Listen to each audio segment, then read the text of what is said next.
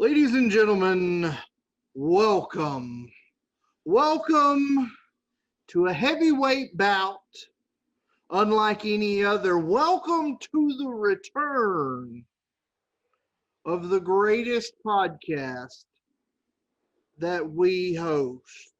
Welcome, ladies and gentlemen. In one corner tonight, it is the baldest man on the planet. In the other corner, it is the man with more poundage than hours slept in the last week. This one is going to be one for the ages. So the only question I have for you is, are you ready? People in podcast land, I want to know, are you ready? Then, for the three of us in attendance and the dozen of you watching or listening around the podcast world, let's get ready to convince me.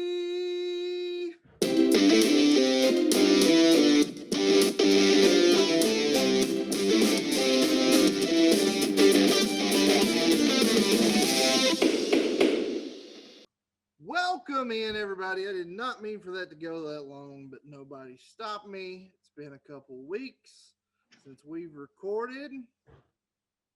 I'm amped and ready to go. Welcome to another episode of Convince Me. I am Andy Rutherford, joined as always, Mr. Casey Elrod and Mr. Brian Bennett. Gentlemen, we've had 2 weeks since we recorded anything. Are we excited to get back into this? Let's do it. Michael Buffer, not too happy with you right now. Not too happy with you at all. Well, I, for one, like that intro. That's very nice for someone with as little sleep as you've had over the last week or so. Very true, and I've gotten a lot more than my wife. But as we've said before, we took last week off recording. We still had a new show for you guys that we had recorded a few weeks ago, but my wife gave birth to my 7-pound, 11.5-ounce son that I hope will one day, I hope the show is successful long enough that he can one day take over the reins here. And much like Paul Stanley said about Kiss, it's not about the people, it's the brand. And hopefully one day this will be a brand, and my kids and Bennett's kids and Elrod's dog can take this show over. But until then, you're stuck with us three.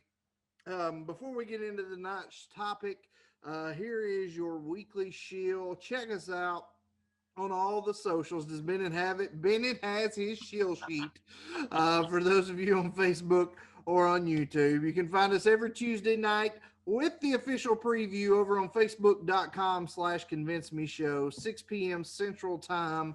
You will find a preview of every week's episode over there. You can also find us on Twitter at Convince Me Show. Occasionally, we will throw up a poll and let you guys pick the topic to vote in those polls. Find us over at Twitter, Convince Me Show, on Instagram. As you can see on Bennett's graphic, nothing really special over on Instagram. No previews, no polls. But hey, if you're going to follow us on the others, you might as well jump over there. Bennett does some excellent graphics for this show. You can find those there. And of course, every week, the full episode drops in video format on YouTube, tinyurl.com/convince me show. You can find it there. And of course, the podcast drops every week. Wherever you get your favorite podcasts, you can find us there. If you don't find us there, let us know. We'll do our best to get there. That went surprisingly well for not having done it in 2 weeks. But as we all know, this is a big week in our country. This is something that everybody looks forward to celebrating, and it might not be per the usual with the state of the world. It might be a little different this year.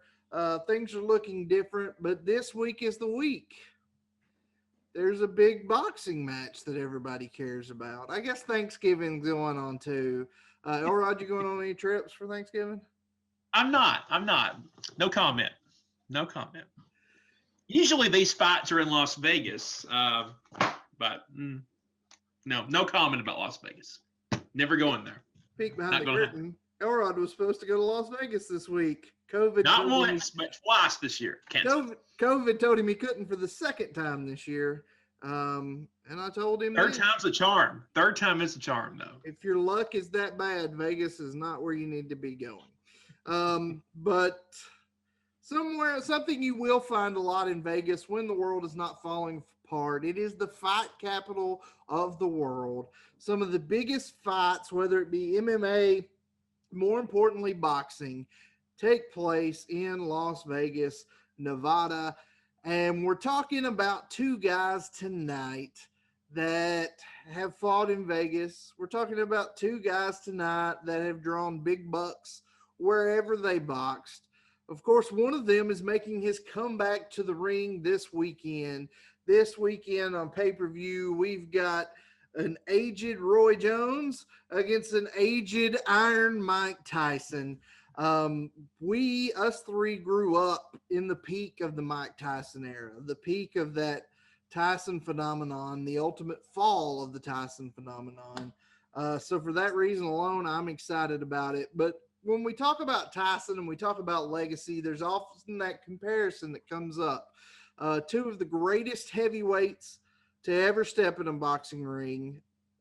No doubt the most famous, the most crossover pop culture icon heavyweights to have ever stepped in the ring. And that's what we're breaking down this week.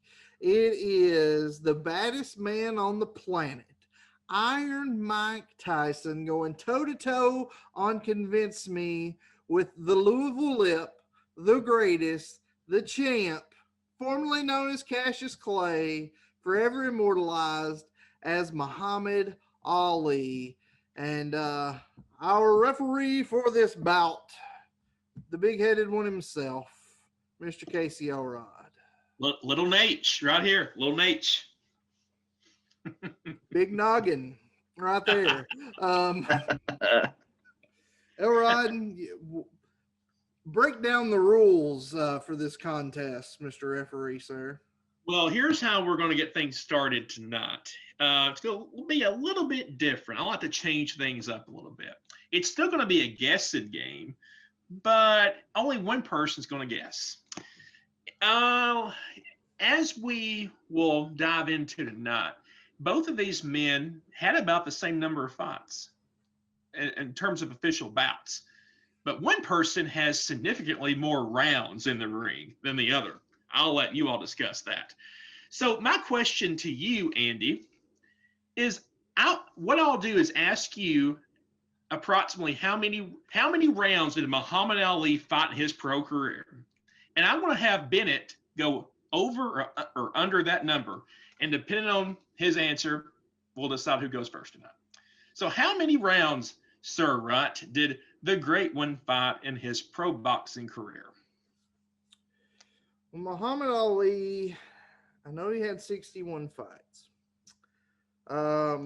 Muhammad Ali was not a big punch knockout guy like Mr. Tyson, so he won 37 of those by knockout. A lot of them went to the later rounds. He won several of those by decision. So I'm going to say, what's crazy is I can tell you more accurately how many punches he ate, because that's kind of a big number, than I can how many rounds he went. But I'm going to go out on a limb. I'm going to say 562. 562. All right, but is the real number, or it could be that number dead on, is it lower or higher? The real number. It's a good number. I'm going to go with slightly under that number. The real number is 548. Bennett has it. You missed So it by slightly under. just slightly under. See, he knows his guy more than you do, right? That's pretty bad. I'm not gonna lie. I'm actually kind of proud. I was only 14 off on that answer because I hadn't. That was it's a really good number. Impressive. Maybe we should stop doing the podcast and start down betting lines. Hey, Elrod, let's go to Vegas. Let's go to Vegas. That's right. Let's do it. Third time's the charm. Hey, who sang that country song? Hey, baby, let's go to Vegas. Who was that? I don't know. Funny. Tune in next week to find out who sang Hey, baby, let's go to Vegas. Hey, baby, let's go to Vegas. I'll look that up. Right? Would you like to go first or second tonight? I'll go first. I'll mix it up. All right. So we're imposing these hard, deadlines. It's hard timeline tonight. You got 2 minutes. It's gonna be tough. Right now. That's way more time than a lot of Tyson's fights. So if he can do that, surely I can deliver these in 2 minutes. Oh, you already started? I am. I'm not wasting time. Oh, this isn't fair. Okay. All right. Well, I'm going to probably show my age here a little bit, but I remember being a kid and just being totally in awe of Mike Tyson.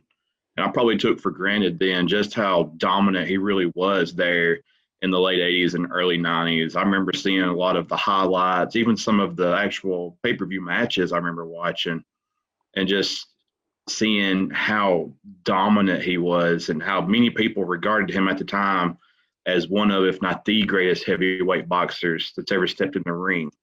But let's take a second and find out, what does it take to be considered the greatest heavyweight boxer? Obviously, you need power. Obviously, Tyson had a lot of power. His hooks and uppercuts are considered among some of the best. Defense, that's another quality that he had. He was very skilled in. His peekaboo technique was actually worked really, really well for him. Speed, a lot of people don't think of Tyson as having a lot of speed, but probably his speed was worked in his advantage more so than his power. You have his accuracy. Not only he hit hard, he landed 56% of his punches, which is roughly about 15% higher than the average heavyweight. Titles, definitely had titles. He was the youngest to even win a title. Knockouts, yep, he's got plenty of those too. In fact, his first 19 bouts finished with a knockout. Then you have like some of the intangible stuff that you can't teach, which we'll get into some of that later on tonight. But Tyson possessed all the qualities that makes a great fighter. And during his prime, that should I say, he was absolutely a dominant force of destruction. Many people like to point to Ali as being the GOAT, but as you will see, there's definitely a case to be made as to why Iron Mike Tyson is the greatest boxer of all time. Nice. On the nose. Whoa. He said 3 in your 5 seconds that you stole from me. I'll go ahead and hit it on the nose. On the nose. All right. Right. Why is it Muhammad Ali? Is my clock started? All right. But he does this. I'm sneaky. Mr. Elrod, 3 names I'm going to pose to you. Muhammad Ali, Babe Ruth, Michael Jordan. What would you think those 3 names have in common? Really good in their respective sports. Very good in their respective sports, absolutely.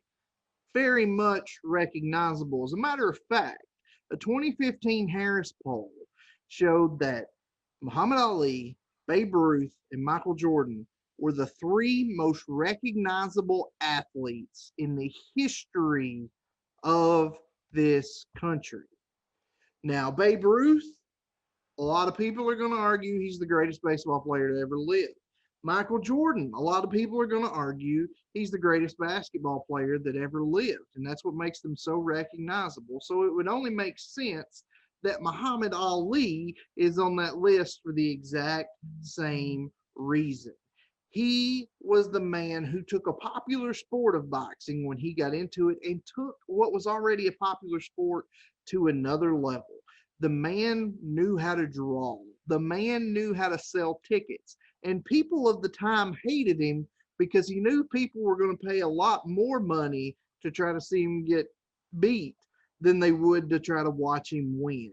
Now, it's only in retrospect that people have realized the greatness that was Muhammad Ali. But what's crazy is he's remembered as a social activist. He was a sex symbol of the time. He was a pop culture icon. and all these things. Maybe he did better than being a boxer, but tonight I'll show you why he's still the greatest boxer of all time. Ooh. All right. Very well done. On the nose, both of you. Yeah, I get it.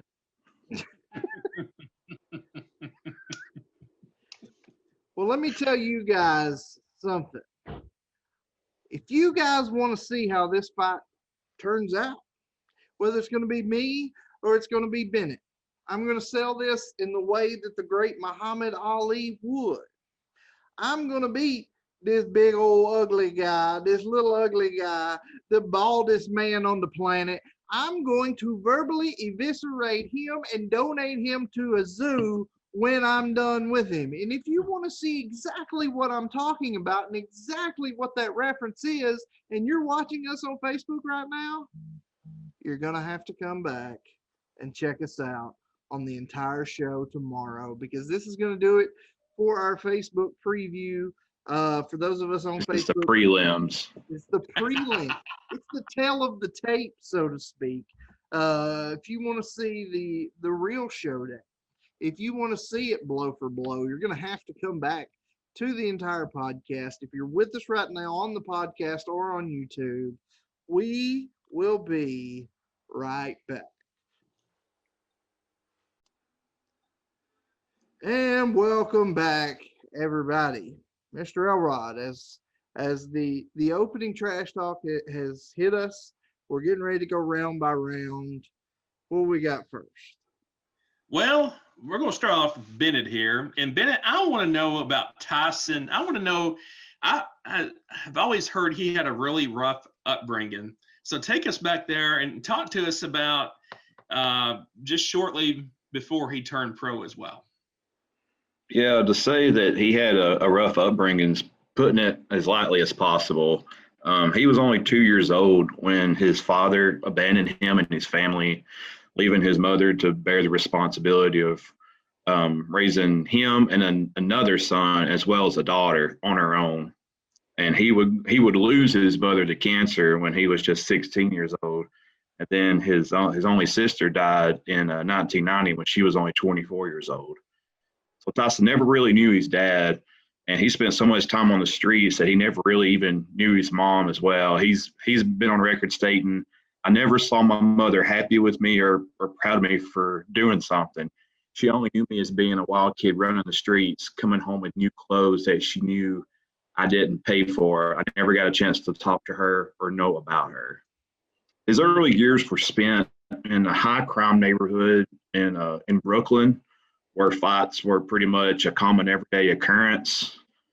Since death was seemingly always around the corner where he grew up, self-defense was like basically a necessity. He was introduced to the art form of fighting at a very early age, and his boxing talent kind of came to his aid in a lot of the street fights that he was in. And as you'll see, that it emerged to a fundamental aspect of his personality. At 11 years old, he was already involved in gang activity. It was a gang called the Jolly Stompers, and by the time he was 13, he had been arrested 38 times. His bad behavior landed him in the Tyrant School of Boys in Johnstown, New York, where he was discovered by a former boxer named Bobby Stewart. Stewart trained him for a few months before introducing him to the legendary Cus D'Amato, a man that pretty much launched Tyson's boxing career and also took him on as his legal guardian. In his initial years, he won the Junior Olympic Championship gold medals in 81 and 82, and it wouldn't be long before Mike Tyson would become a household name. All right. Right. Take me back in time even more to Cassius Clay? Question mark. Cassius Clay. Cassius Clay was born in Louisville, Kentucky. And he was born to a hardworking mom and dad in a very racially segregated part of the world, in a very racially segregated part of American history. And there's a lot to that, but given we have time limits, I'm going to cut a lot of that out. But what it comes down to, there was a police officer who was also a boxing coach on the side in Louisville, who came across a 12-year-old one day on the streets who was fuming mad because somebody had stolen his bicycle, and said that he wanted to whoop the thief that stole his bicycle. That 12-year-old was a 12-year-old Cassius Clay. Now, this police officer, who was also a boxing coach, said, "Well, son, if you're going to whoop somebody, you need to learn how to box." And young Mr. Clay at first kind of rubbed it off. He had no interest in boxing, but then he started watching TV and saw the big lights, the big glamour of boxing, and thought, well, maybe I can do that. So he took him up on that offer, found him a boxing coach, and started boxing amateur. He debuted in 1954 against a big local amateur and won by split decision. From that point, he went on to win 6 Kentucky Golden Glove titles, 2 National Golden Glove titles, an Amateur Athletic Union national title, and then the coup de grace, he won the light heavyweight gold medal in the 1960 Olympics. And that was kind of his last hurrah before he turned pro. As an amateur, he had 105 fights, and he went 105 in those 105 amateur fights. And after winning the gold medal, he decided to turn pro. All right. I'll keep it with you, Rut. Tell me about his impressive amateur career. Tell me about ascension to world heavyweight champion. Well, not long after he won a gold medal, he turned pro. He made his professional debut on October 29th, 1960 against a gentleman by the name of Tunney Hunsaker, and Ali won that match. It was just a 6-round bout. He won it by decision. But from then until the end of 1963, over that 3-year period, he ended up going 19-0 in his first 19 fights, including 15 of those by knockouts. And defeated some pretty popular names, but his record was good, but to look at him, you might not think he was that good. And the world champion at the time was Sonny Liston. Sonny Liston saw the fight that he was still Cassius Clay at the time, had a fight with Sonny Banks in Madison Square Garden. And after Sonny Liston saw that fight, said if he fought Muhammad Ali, he would probably be arrested for murder because he didn't think Ali was that good. Now, Ali, as he was coming up, had that reputation through that first 19 bouts of trash talking, of selling the fight. And he got that, ironically enough, Rut point here. His main inspiration for that was Gorgeous George, the world's most famous wrestler at that time. He was trying to talk people in the building. He got ready for the fight with Sonny Liston and really hyped it up before it started. He was a 7-1 underdog going into that fight, but going into that, he said he was going to fight the big ugly bear, said that Liston smelled like a bear, said after he beat Liston, he was going to donate him to the zoo. 7-1 underdog comes into the Liston fight. Liston comes out swinging. Muhammad's dodging his punches. Eventually, Muhammad cuts his eye. It goes deep, goes right before the very last round. Liston doesn't answer the bell for the last round because of what he said was a shoulder injury. And Muhammad Ali at that point was 20-0 and the world champion. All right, Bennett, take me through Iron Mike Tyson's run to the title. Yeah, so he made his professional debut as an 18-year-old kid. He defeated Hector Mercedes in the first round by TKO. He had about 15 fights in his first year as a professional, so he fought quite frequently. And Tyson won 26 of his first 28 fights by either knockout or TKO, and 16 of those would come in the first round. By this point, his winning streak had attracted media attention, and he was already being billed as the next great heavyweight champion. Also during this time, his friend and mentor, Cus D'Amato, died in November of 85, which was relatively early into Tyson's professional career. And a lot of people speculate that this death, though not really seen at the time, was probably the start of a lot of the troubles that Tyson experienced throughout his personal life and his career. His first nationally televised bout took place in February of '86 against heavyweight Jesse Ferguson, which he won via TKO. After recording 6 more knockout victories, he fought the former world title challenger Marvis Frazier in Glen Falls, New York. Tyson won easily. He knocked Frazier unconscious 30 seconds into the fight.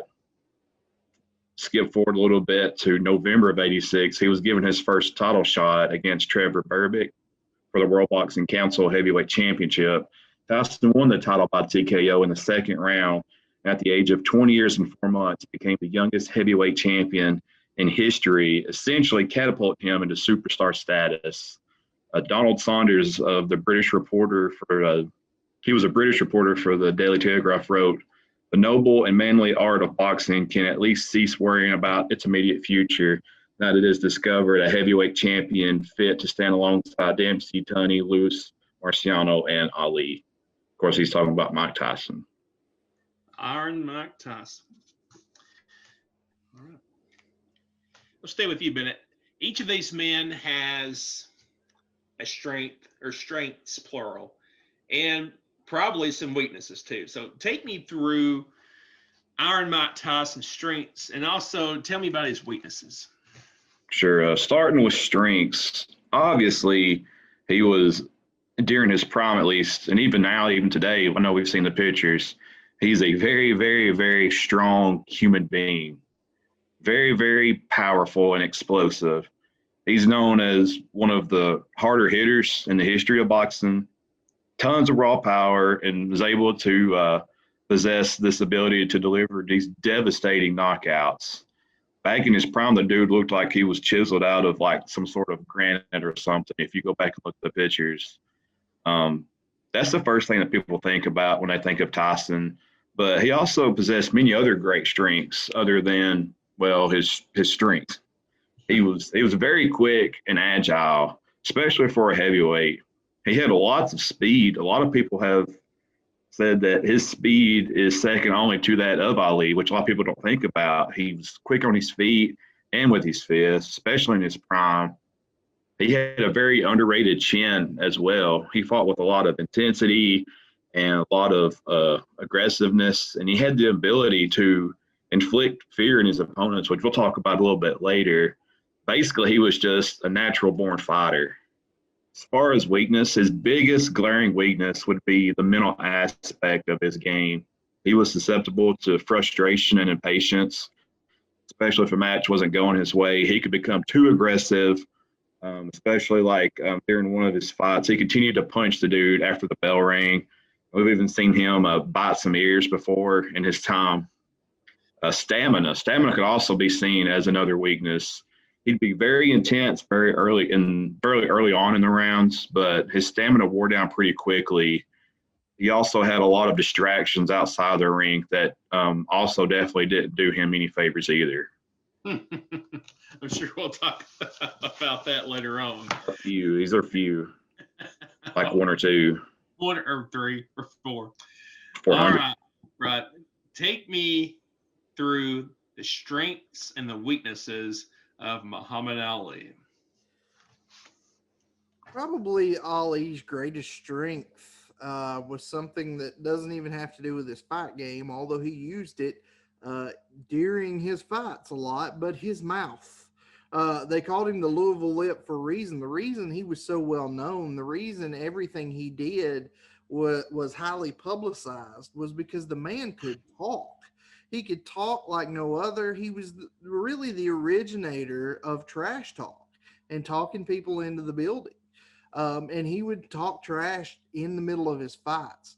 But as far as his boxing ability, the man had stamina for days. That's maybe the biggest difference, one of the two biggest differences between him and Tyson.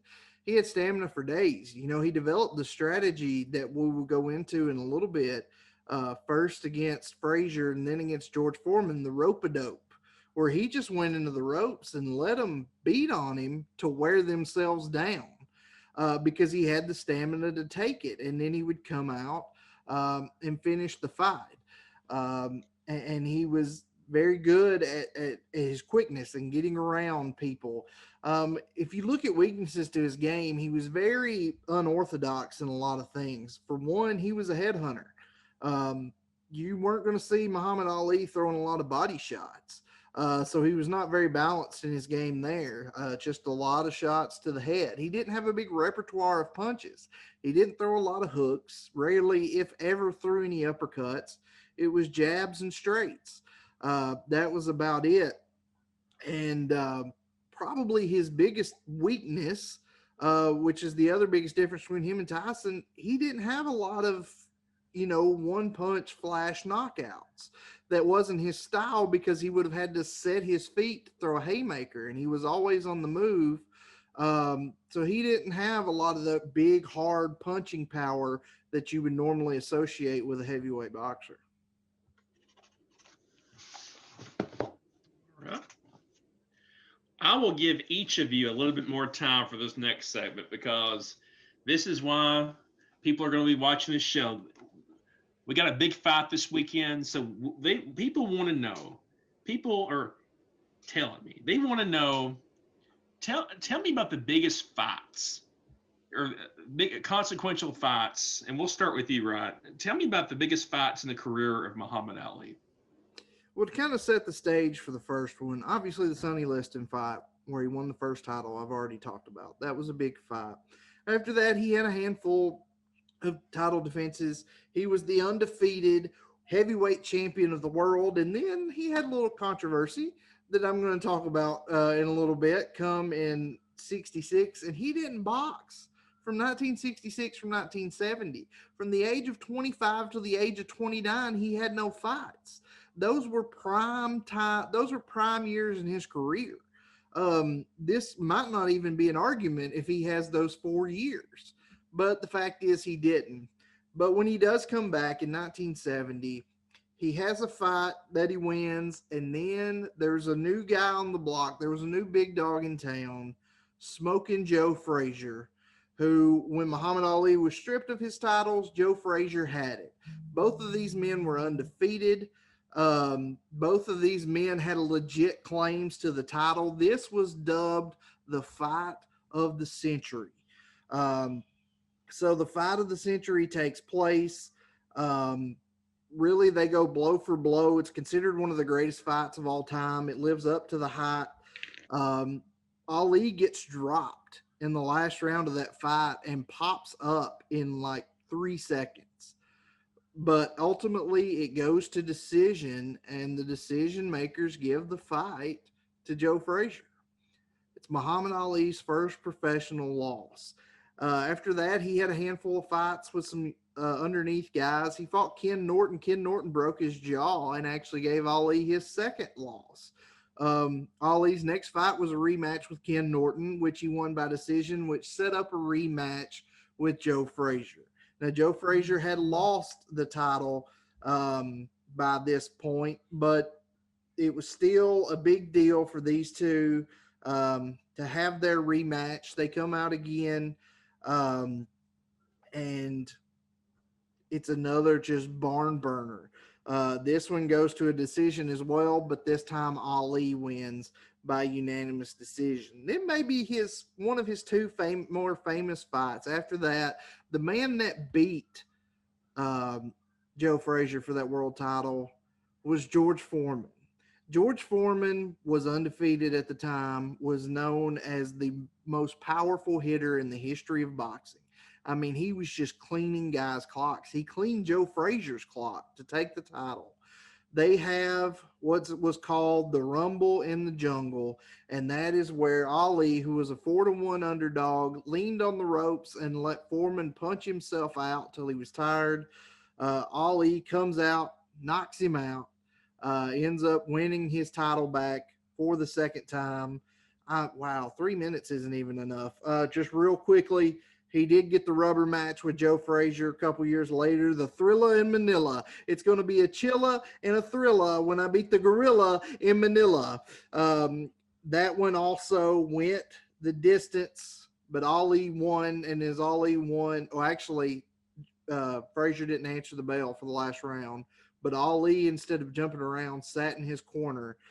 Said after the fight, "I'm sore all over, my arms, my face, my sides all ache. I'm so tired. There's a possibility that I may retire." He didn't, but he thought about it. When somebody asked if he'd ever fight him again, he said, "Why would I go to hell again?"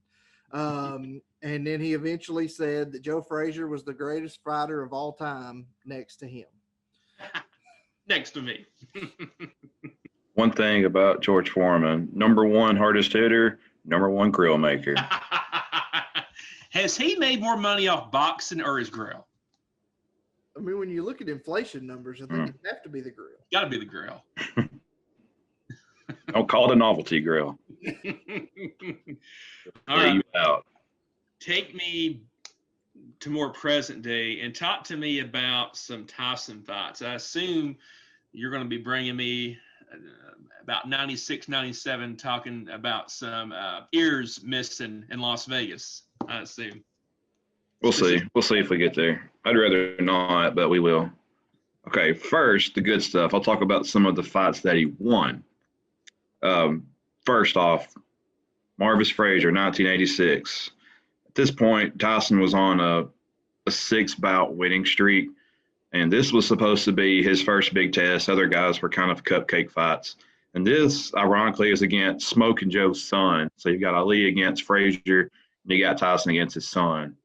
And up to this point, Frazier had only lost once in his career. And so they square off, and Tyson crumples him up in the ropes after connecting with an uppercut just 15 seconds into the fight. And after another 15 seconds goes by, the fight's waved off, so it lasts 30 seconds in the first round. So that's really like the first huge statement win for Mike Tyson there. Another one is Frank Bruno in 1996. This was actually a rematch with him. It was only his third fight after his 4-year absence from the sport, after spending a little time in the big house. And he was coming up against a pretty fearsome opponent after he had kind of 2 relatively easy warm-up bouts, if you will. He won this one by TKO in the third round, which gave him the win for the WBC heavyweight title once again. So this was like his big, huge, iconic comeback performance, if you will. People want to know if he still had it after being in prison for those 4 years that he missed. Another huge fight he had was against Trevor Berbick in '86. This was when, at age 20, he took on the highly rated WBC champ, and he just absolutely destroyed this guy inside of 2 rounds. This is the night that Tyson became the youngest heavyweight world champion in history, and this is still a record that stands today, 34 years later. So it's pretty incredible. The last one I want to talk about as far as matches that he won was against Michael Spinks in 1988. This was the night that Iron Mike pretty much put the boxing world on notice. Spinks was unbeaten in 31 fights, 21 knockouts to his name. But even this guy was no match for a prime Mike Tyson. It took him just 91 seconds to knock him out. And at the time, Spinks was the ring and the lineal champ at the time. And if you go back and watch the tape, which I personally did, it looks like Spinks didn't even want to leave the locker room to go match up against Tyson. He had the ability to do this to inflict a fear into his opponents. When he comes out into the ring, Spinks he has that deer in the headlights look. And it's my personal opinion that at that moment, Tyson already had that match won. To tell you the magnitude of this Michael Spinks guy, he would go on to be a member of the Boxing Hall of Fame, which really sheds light just how truly monumental this bout was for a young Mike Tyson, just to lay this guy out cold. And you have a Hall of Famer that's scared to death to come out and fight this young guy that wasn't quite fully proven yet. As far as a couple of the losses, a couple of the big ones. First was against Buster Douglas in 1990. This was a stunning loss for Mike Tyson. It stripped away Tyson's aura of being invincible. And one could argue that this is kind of the beginning of his downward spiral. And he took a pretty hard downward spiral. It resulted in a multitude of personal distractions. Prior to this, he was 37-0. So this just devastated him. And then in 96 and 97, he had 2 matches with Evander Holyfield. The first one, Tyson was flat out. He was outfought and he was outlasted by Holyfield, which this fight should have took place way before it did. If maybe, if Tyson would have had this fight earlier, it would have been a little bit different. But this would be his second loss of his career. They rematched a year later, and this is when he takes his huge fall from grace. This is what everybody knows about. He was disqualified after biting Holyfield's ear. He said because he did this because he was getting headbutted from Holyfield a bunch. It was 2 dirty fighters in the ring is what it was. I think it was a little bit for both of them. But the common perception is that Tyson was sensing a losing fight ahead of him, so he took the easy way out and disqualified himself. Unfortunately for him, this little incident really overshadows some really great fights that he had in his prime. Yeah, he took his pound of flesh out of that fight for sure. Literally. Right, I will swing it back to you. Next category, I want to talk about controversies. Both of these men, no stranger to controversy. So tell me about some of the many controversies with Muhammad Ali. I just want to point out that poor Evander Holyfield can't wear a face mask now, and he's susceptible to corona because Tyson. He can wear the shield, though. He got the shield. That's true. Really, there's only one major controversy surrounding Muhammad Ali, and that was Muhammad Ali became very active as a member of the Nation of Islam. Thus, why he changed his name from Cassius Clay to Muhammad Ali, and this was it was a big deal to start with. It almost caused the Sonny Liston fight to not happen, surprisingly enough, but it did. But, however, when he was still Cassius Clay and turned 18, he registered for the Selective Service. He registered for the draft, as everyone does. And he was classified as a 1Y because Mr. Clay, Muhammad Ali, was dyslexic. Therefore, he was classified in an area that he would only be drafted in if there was a national emergency. Basically, he'd be amongst the last people that would get called. But there was a change in the rules of the Selective Service that moved him back to a 1A. That meant he was completely eligible to be drafted. Lo and behold, he was drafted, and he said he refused to serve. He said, "I'm not going." Of course, Vietnam's going on at the time. He considered himself a conscientious objector, said that he wasn't going. Famously, he said, "Ain't no Viet Cong ever called me an N-word." He said, "Man, I ain't got no quarrel with them Viet Cong. Why should they ask me to put on a uniform and go 10,000 miles from home and drop bombs and bullets on brown people in Vietnam while so-called Negro people in Louisville are treated like dogs and denied simple human rights?" He refused to go, and he got arrested on federal charges. Because of this, he was stripped of his boxing license. He was stripped of his titles, and he didn't fight for 4 years. He covered the bond, so he was a free man, but this eventually went up to the Supreme Court and was overruled. But it took 4 years for that to happen. He lost 4 years of his prime fighting time because he refused to be drafted. And at the time, it was very controversial. A lot of people hated him for it. as Vietnam went on and more people were anti-Vietnam, the more he became kind of a hero for it. Um, but that pissed a lot of people off, and like I said, it took 4 years of his prime fighting age away from him. I think you're right. I think if he hadn't have lost those 4 years, those late 20s, early 30s for a fighter is the prime time. If he had those, I don't think this is even a debate as No, far right. as far as who's got the better career. Right. Did you say that was the war in Vietnam? War in Vietnam. Damn. Yeah. I was waiting for it. I knew that was going to be your reference. I was just waiting on it. I was waiting on it. Okay. I Okay. did. I did. For sure. So I assume, Bennett, that this is going to be a little bit longer for you as far as controversies for Iron Mike Tyson.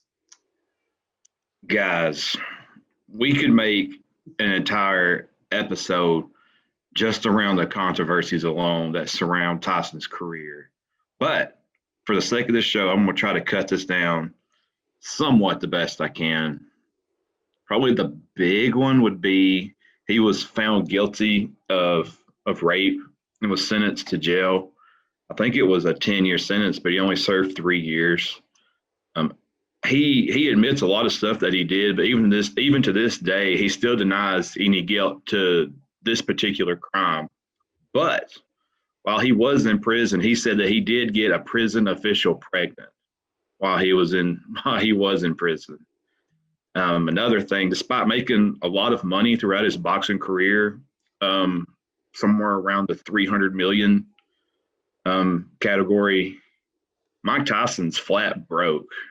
And he states that he's always going to be flat broke. He says that he owes way too much money to the IRS. He just accepts the fact that he's never going to live another day in the life of luxury. He blew through $300 million. I can't even fathom that number. I'd seen a story where after a rough night in Vegas, he left. He misplaced a cash wad of like $1 million in like this pouch that he had, but luckily one of his friends found it, gave it back to him. Like, how do you lose $1 million? In the mid '90s, he really didn't take much of his matches too seriously, and his big, huge upset to Buster Douglas I talked about in Tokyo, he admitted in his words that he smoked pot, didn't take training too seriously, and went through too many of them Japanese prostitutes.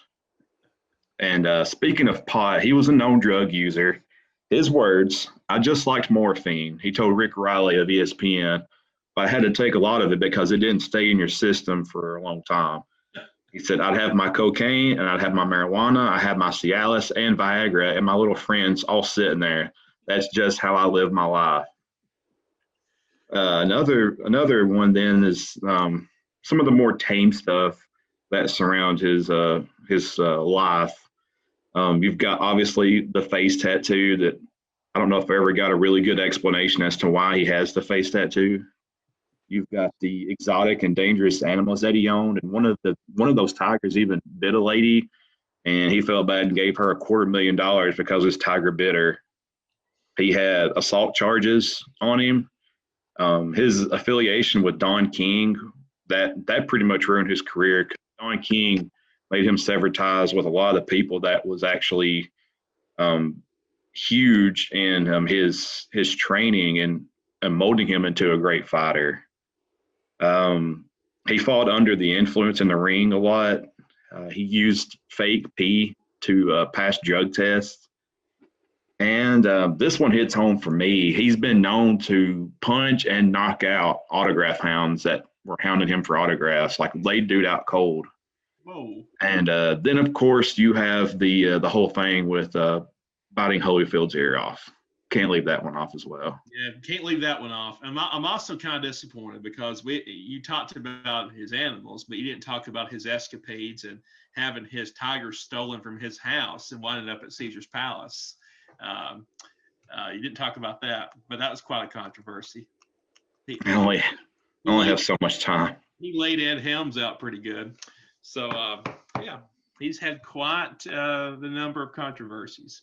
Don't you worry, you pretty tiger head. We're gonna get back to Tyson in your little tiger bed. I think I did good touching on a whole lot of different topics of controversy instead of just honing in on some of the biggies. Is Tyson the better actor between him and Ali in terms of the movies? Can we agree on that? Oh, he was in a couple movies. He I played don't know. himself in one. I'd say he did pretty good at that. Well, Let's speaking save of, that. Save that for another episode. save that for another episode. But I'll go back to you, Rutt. Tell me, if you had to wrap up Muhammad Ali's legacy in a box, what would you put in that box? What's crazy to me, if you wrap his legacy in a box, what will he be remembered for? There are a lot of folks that will look and call him a draft dodger, even to this day. But to some people, for that reason, he's a hero, a civil rights hero, and he was an activist. He was very much in his older age a philanthropist. He gave a lot of his money away over the years to different charities. He served as an ambassador for our country to other countries because he was so famous. Um, I think a lot of people, especially younger people, are probably going to remember him for his Parkinson's that he got. Actually, he had it his last couple fights. He had a couple fights in 1981 that really he took because he needed the money because he had given a lot of his money away. Um, and there's a lot of people that will claim those last couple fights made his Parkinson so bad because he took over 200,000 shots to the head in his career. Um, but because of that diagnosis, he did a lot for Parkinson's research. Obviously, him and Michael J. Fox are the two biggest names in Parkinson's, and he did a lot for those. He's one of the most well known athletes in the history of the world, not just our country. And I will go into some of those accolades more in my closing statement. But the thing is, he was more than just an athlete. And while he was controversial, while he ran his mouth and made a lot of people mad and people paid to see him get beat, at the end of the day, he was a philanthropist. He was an activist. He did a lot of good for people. And I think that probably had just as much an impact. But oh, by the way, he's one of, if not the greatest heavyweight boxers to ever step in a ring. You know, you talk about Ali and his effect on the sports world. I think the first time young Casey here, like Still young. still young, so I'm the youngin of the bunch, but my first like knowledge of Muhammad Ali, I think back to the Olympics in '96, and you know we got Twitter now.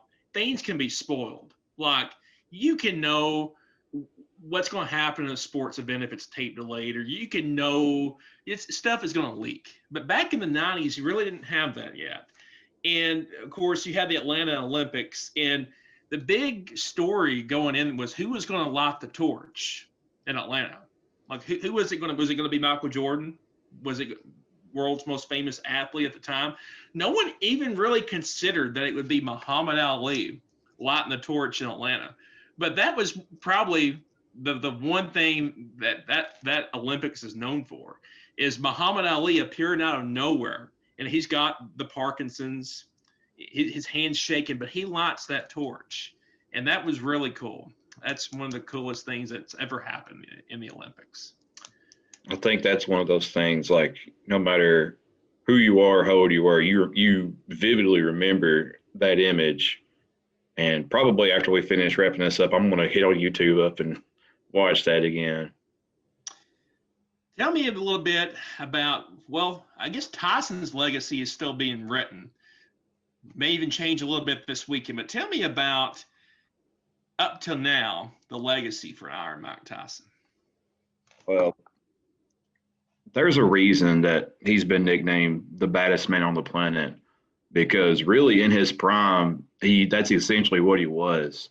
Going into the mid 80s and the 90s, he breathed fresh air into the sport of boxing by the way of pulverizing his opponents, winning the first 37 fights, by KO, a lot of those in the first round, and becoming the youngest heavyweight champion. If you think back, especially, late 80s, early 90s, boxing wasn't really never mentioned as one of America's most popular sports. But yet back then, he was a worldwide phenomenon. I would say if you think of like huge sports name figures in the late 80s and early 90s, you can say Michael Jordan, you can say Wayne Gretzky, and a lot of people also will say Mike Tyson is one of the huge sports figures in the world that we had at that time. I think had it not been for a lot of the personal demons and distractions that surrounded his life, which clearly has taken a toll on him, there's an argument to be made that he doesn't lose to Buster Douglas in Tokyo if he has his mind straight. He doesn't lose to Holyfield both times, one time, however you want to call it. And we may be talking about, and then you throw out the two fights he had in the mid 2000s. That was a shell of him, and even also Lennox Lewis. He was messed up for that one too. We could be talking about a Mike Tyson that's undefeated. Who knows? We'll never know. What we do know is that Mike Tyson was and still is a larger than life legend, both inside and outside of the ring. He's one of the most feared boxers. He's supremely talented and gifted. And whether you love him or hate him, he's always a must-see attraction. All right. Well, I don't have any questions right now. So I think, Bennett, you're going to be the first to take us home tonight and with closing statements. So, in your estimation, Mr. Bennett, why is Iron Mike Tyson better than the greatest Muhammad Ali? Well, to date, Tyson holds a record 50 wins, 6 losses. Of those 6 losses, one was a stunner against Buster Douglas. Of course, we talked about he wasn't focused or checked in for that one mentally. Same goes with 2 losses with Holyfield, which those fights should have happened earlier. I talked about that. Also, you can say the same for the Lennox Lewis and the fights he had in the 2000s as well. So take those 6 losses for what they are. But of those 50 wins, let's talk about those 50 wins that he had. The first 37 were consecutive, including 33 of the 37 were knockouts. He won his first 19 professional fights by knockout, and 12 of those 19s came in the very first round. And as I talked about earlier, he still holds the record as the youngest heavyweight champion of all time. He's a 2-time gold medal winner.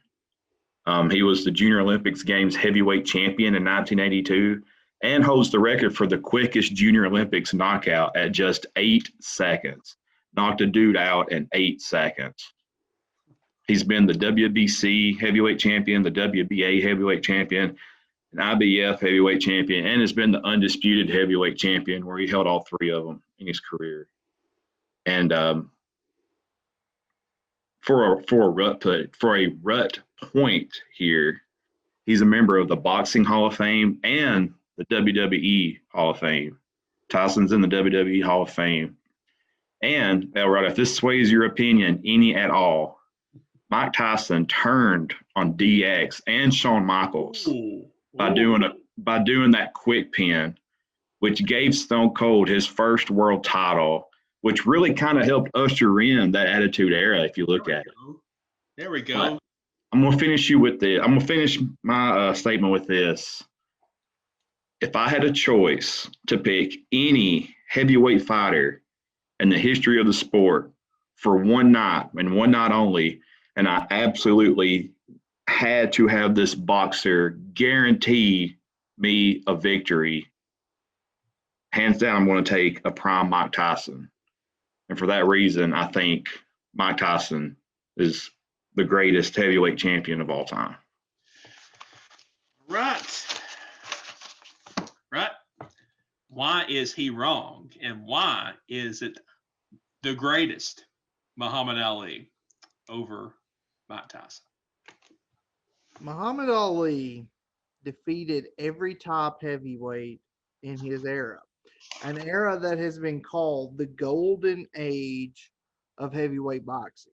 As a matter of fact, if you take out the Larry Holmes fight, which is his very last fight when he was already showing Parkinson's symptoms, other than Larry Holmes, everybody that ever beat Muhammad Ali, he beat in return matches.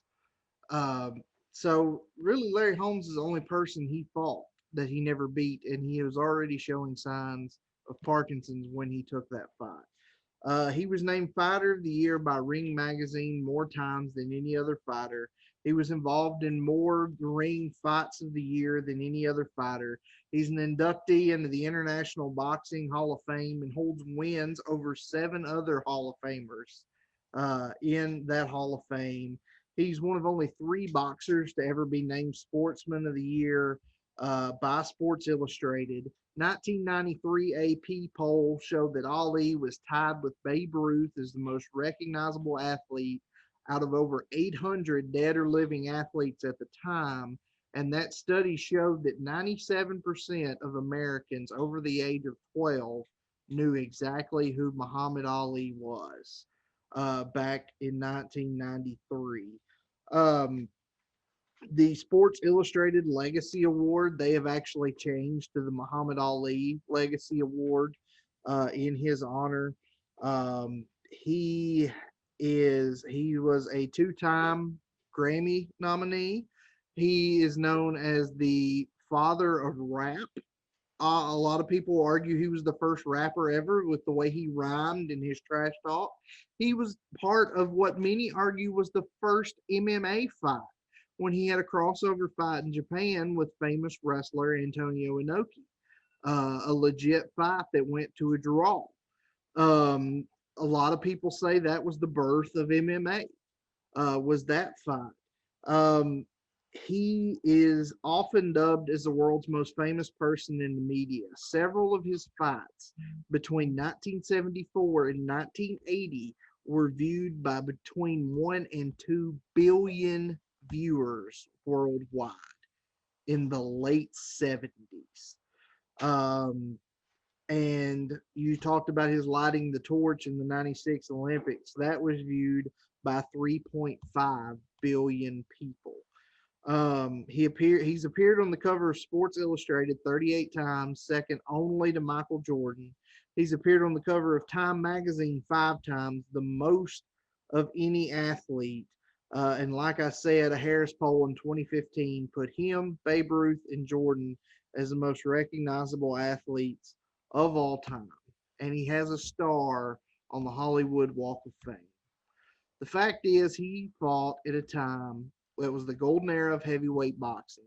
The world has been waiting. The world was so excited about Tyson because they thought heavyweight boxing was back, and it's the closest it ever got. But he fought in that era with Liston and Patterson and Frazier and Foreman, and he beat them all.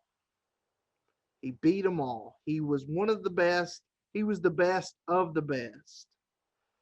Float like a butterfly, sting like a bee, hands can't touch what the eyes can't see.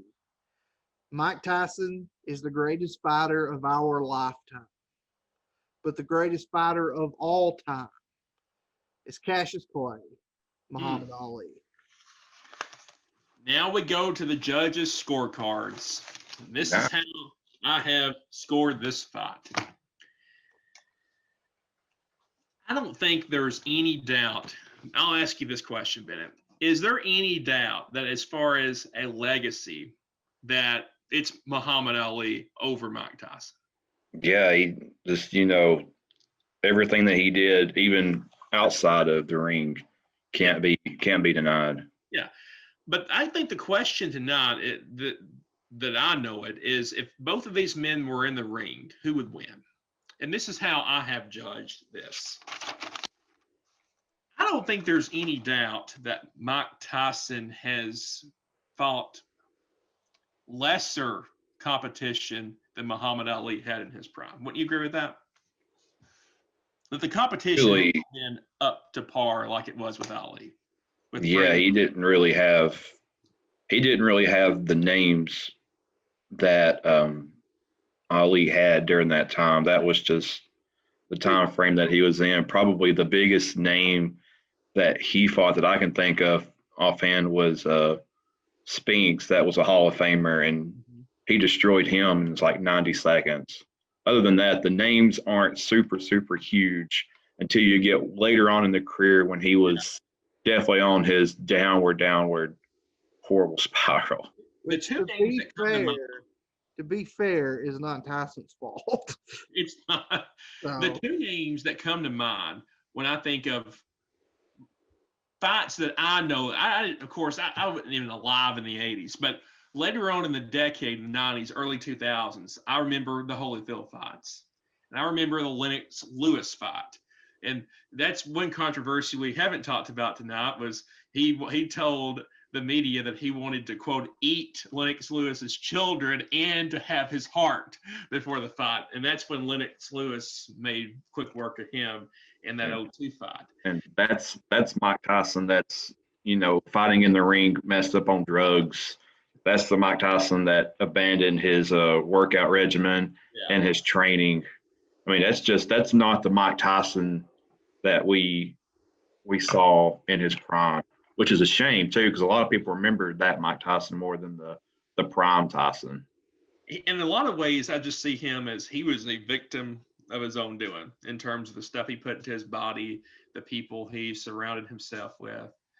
In terms of the two biggest people that he fought in his career, I think people will look at the Foreman, or not Foreman, but the two fights that he had with Holyfield, and they look at Lennox Lewis. I know it's later in his career, but he lost all three of those fights. So that does go against him. But if you're looking at what was it? Was it the 6 Rocky Balboa movie where a lot of people were talking, if you put prime Rocky into a ring with Mason Dixon, I think that was his name, who would win in a computer simulation? That's pretty much what we're doing here. If you look at the fighters, it just seems to me that I think Ali would get under Tyson's skin. I think Tyson would want to go for the quick knockout. And I think that Ali would come in with a strategy like he had with George Foreman. He'd want to rope-a-dope him a little bit. I think he's going to have more brute force, more, of course, I think Tyson's going to have more brute force in that ring than Foreman. But I think that Ali is going to rope-a-dope him. He's going to wear him down. You said earlier that he's prone to being too aggressive. I think that Tyson's going to want to prove a point and try to go for the knockout. And I think that Ali's going to drag him around for a little bit. So based on the legacy, based on the attributes and what he did with his relative competition, when the lights went on the biggest stage, the biggest fights, more often than not, it was Muhammad Ali coming out on top. And I just think when you look at the odds, you just got to go, the winner of this bout, once again, the great one, the greatest, Muhammad Ali. the people's champ. It's just crazy to me as I've done my research for the show. Ali, like I said, he was nominated for Grammys. He was an author. He is considered one of the first rappers. He took place in what a lot of people considered the first MMA fight.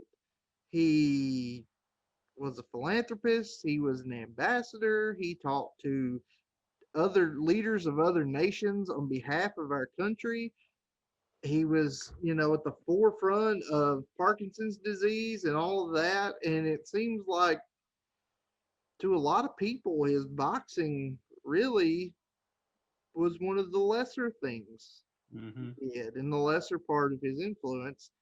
yet he's still considered by many people to be the greatest heavyweight boxing champion ever.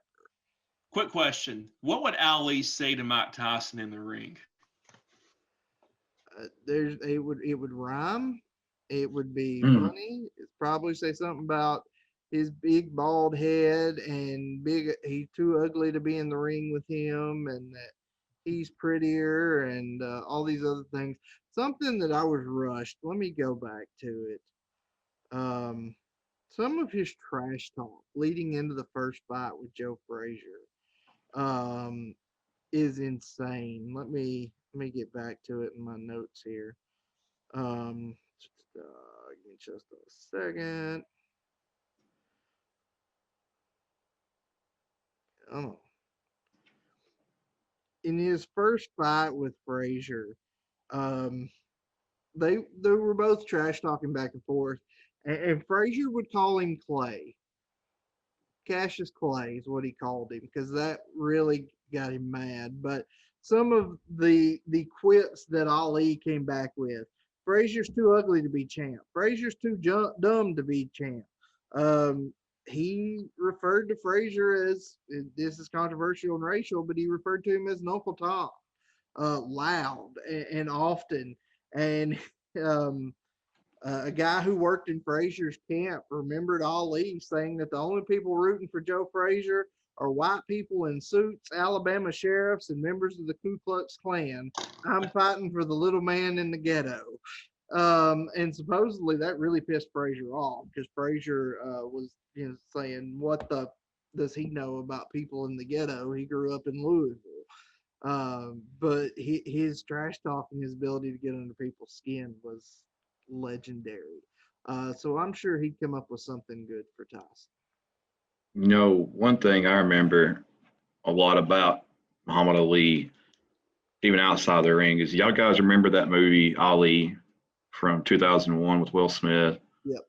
They asked Muhammad Ali, hey, did you get a chance to watch it? What did you think about it? What do you think about this movie with Will Smith? He said, yeah, Will Smith did a pretty good job playing me, but I'm still prettier than you, Will Smith. He said that Muhammad Ali or Cassius Clay, whichever one he was depicting, he said that he looked good, but he wasn't as pretty as Muhammad Ali was back then. So it just always stuck with me. Another fun fact about that movie, Will Smith turned it down at first, and Muhammad Ali himself personally called Will Smith and said, "I don't want them to make this movie unless you're playing." So Guess you got to do it. If Muhammad Ali calls you and says I guess you have to do it. Yeah, I don't think there's any thought anymore. And that let's do it now. That struck a friendship that went to his death. Will Smith was actually a pallbearer at Ali's funeral, along with Mike Tyson and Lennox Lewis. So he had a pretty heavy hitter lineup of pallbearers when his time did come. So, all right, guys. Well, that'll be it for us this week. Next week we will be back. Don't know what we're talking about yet. I'm sure it'll be good. Happy Thanksgiving week. Maybe you're getting together with your families. Maybe you're not. I know the world's in a crazy place. Whatever you're doing, enjoy it. Sit down this weekend. If you don't have anything else to do, buy this Tyson fight. Interesting undercard. YouTube star Jake Paul going one-on-one with former NBA dunk champion Nate Robinson. And that is a fight that has piqued my interest just a bit. Of course, is it gonna be a slap fight? Is that just gonna be slapping each other? Something tells me Nate Robinson will destroy him, but I don't know. Just a guess. But of course, like I said at the top of the show, an aged Roy Jones against an aged Iron Mike Tyson. So guys, check that out. We might talk about it next week. Oh, and by the way, Bennett, to answer your question, hey baby, let's go to Vegas. Faith Hill. No, Faith Hill. I looked it up. But anyway, for Mr. Bennett, for Mr. Elrod, thanks for checking us out. We'll catch you next time. Thanks for tuning in once again to Convince Me. And until next time, peace.